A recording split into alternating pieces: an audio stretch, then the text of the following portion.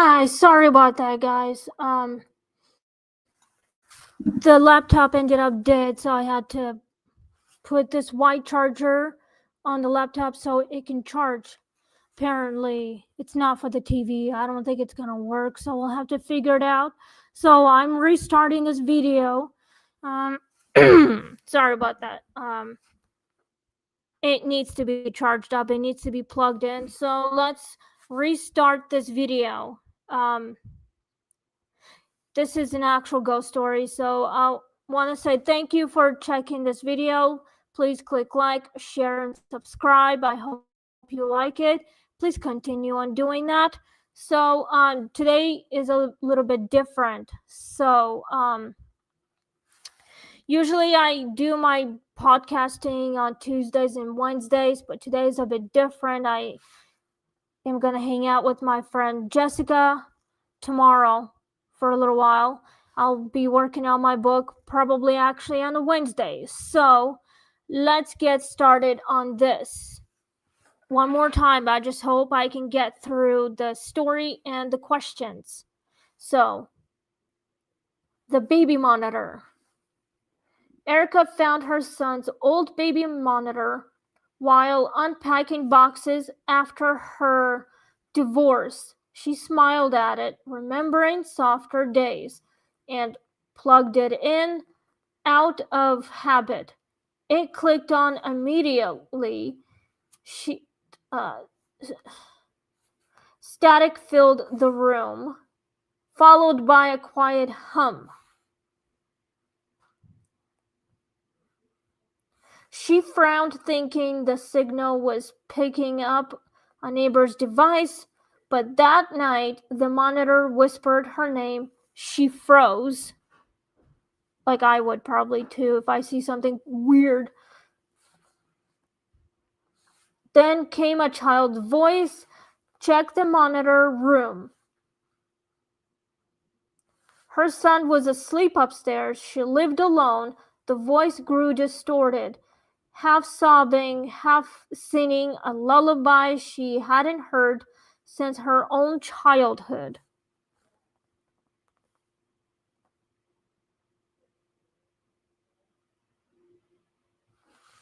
Erica ran upstairs and found the monitor's camera blinking red.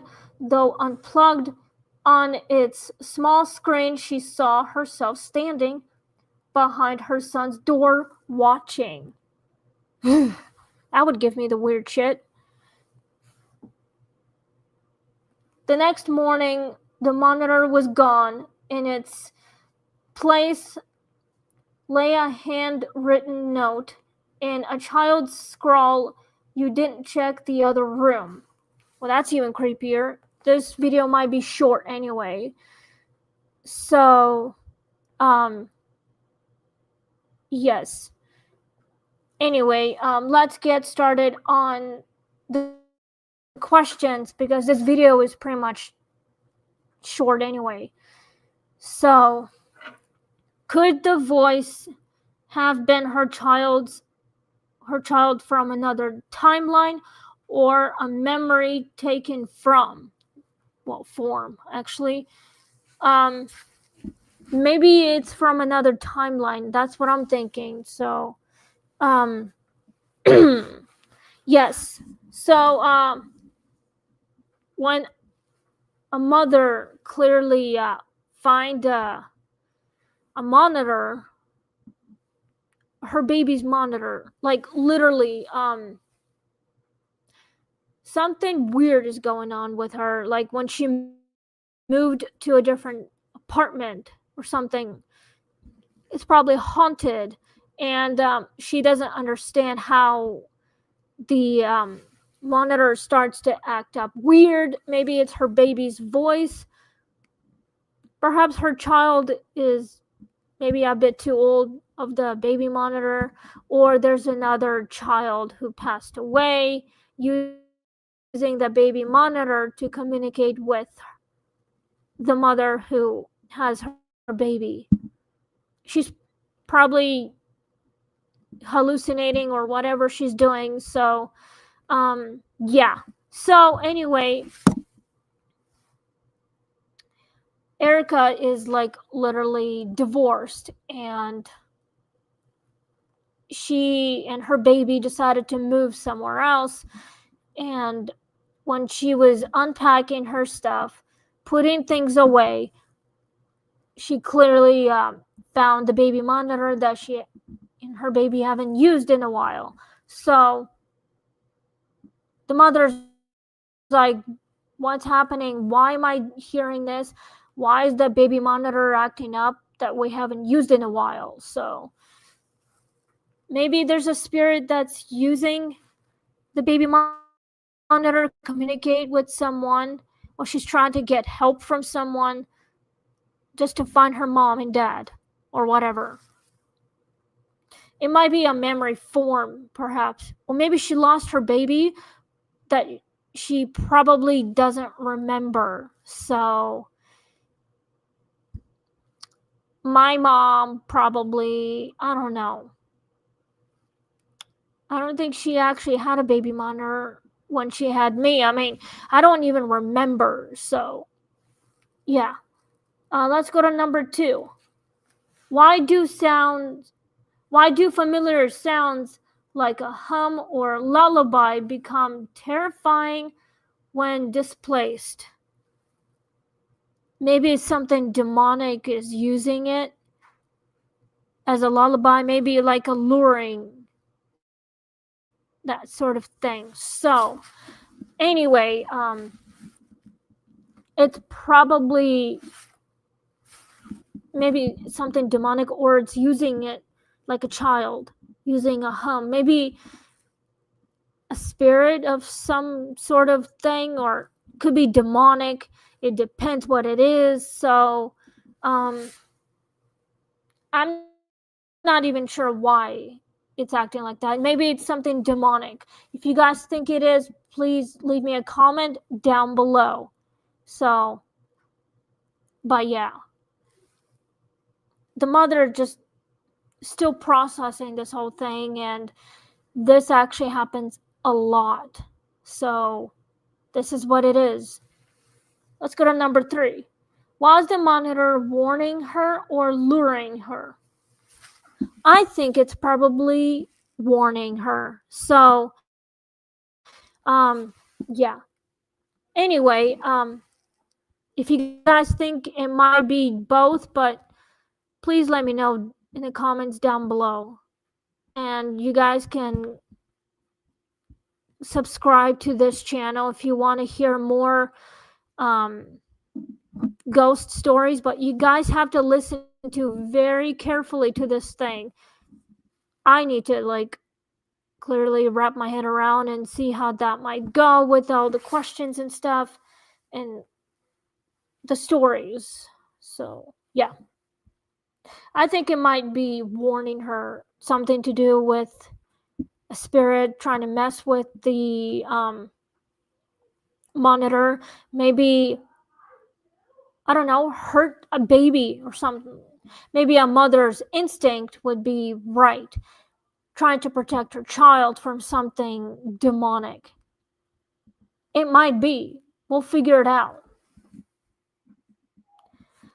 Does motherhood ever truly end or just shift into haunting?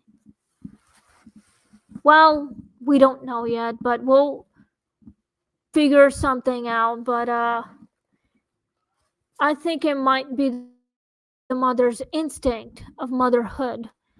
When mothers become first-time mothers, they have to have some kind of instinct and find out what's going on. So parents are scared what could happen to their own kids. That's why they keep protecting their babies from something that you never know what could be there, even if it's invisible. So motherhood never ends. That's just how it is. I mean, you have to protect something that you love. If you can't see something like your own child, you have to protect your baby. I mean, I have a cat, and I'm a mom to a cat, and I protect her no matter what happens. and I love her. She's only 9, and Chris and I are cat parents. We are mom and dad, but to a kitty. So if she's scared of something, she will hiss, meow, and scratch, like literally. Like, stay away from me. Leave mommy and daddy alone. I don't like you. You're scaring me. Stop it. Leave us alone. Get away from us. Something like that. Cats are territorial and they overprotect their own owners. But for humans, it's probably almost the same thing, but they're overprotective of their own families, especially when they have kids that are extremely young and small, like newborns, maybe. Parents are always overprotective of their own children, so my mom is pretty much overprotective. She has protected me from my own father for 3 decades because he left me when I was just a year old. He walked out. He's not dead. He's just living in a different country. So I've been with my mother for years until I decided to move out on my own, have my own thing, in a job and a place of my own, and my own food, my own money and stuff. But that doesn't mean I could never come back to my parents. That's just how it is. Could guilt and love summon echoes across dimensions? Of course it can. I mean, spirits do that a lot because the place where they died, they are trapped and they can clearly get free from the place where it happened. And the guilty part is that they have no memories to go to because it's gone probably. So it's it's a time loop, but if you want your memory resurfaced, it's your choice to do that. So if you don't want them, you would have to close your mind and close everything that you've got inside your head if you don't want these memories to come back. You want to do what you got to do, but things happen and it echoes around you because this is where it all started. This is where it happened. So this is what happens. But why do ghosts use imitation voices, songs, faces to reach us? Because probably they try to communicate with us. They want our help. Ghosts have many talents, even though they don't remember their old lives, but they have to go into the beginning where it happened. They have to relive their lives, like the final moments, and they get closure, get justice, that sort of thing. So they've got a lot of talents, and they have like shape-shifting or something like that. They can like shape-shift into someone else that you might have seen, like say a loved one, like your mom or your dad or your sister or your brother or your uncle or your auntie or your cousins, something like that. And they can imitate the voices. It's like it's a copy of someone or whatever. Spirits can actually do that because they have powers and they can control them very easily. I mean, if I were a ghost, I would want to learn how to control my powers, try to communicate with my loved ones who are still alive. So, but I'm not a spirit. I'm still alive. And but that's just how it is. So they just trying to ask for our help, and that's what it is. And I would want to help the spirits who would want to find closure and find justice and move on into the peaceful part, like a resting place. They would want us to help them if they could try and communicate with us from the other side. That sort of way. So let's go to number 7 before I sign off. What might have been waiting in the other room? My thinking is, my guess to think of that question, I think it's probably something demonic that's imitating a little child, or the voice of the echo, like a memory. It's a part of us, but we don't know how to understand it, but we try to learn how to understand all that. I would want to understand it. So, I mean, if I were that person, I would want to find out. I want to go deeper. Erica was chosen somehow, but she would have to, well, deeper. She would have to go investigate what's going on with the house. I mean, she lives alone with her child, apparently, and she's freaking out every time she hears something. She's scared. She has no idea how to deal with all this. Parents have every right to have mother instinct. I mean,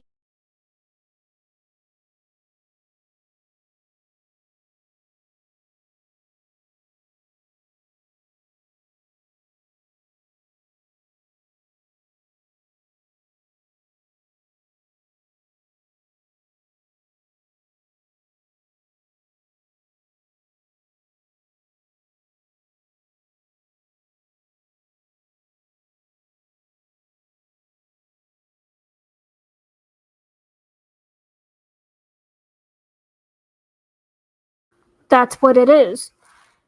So, sorry about that. The mic started acting out.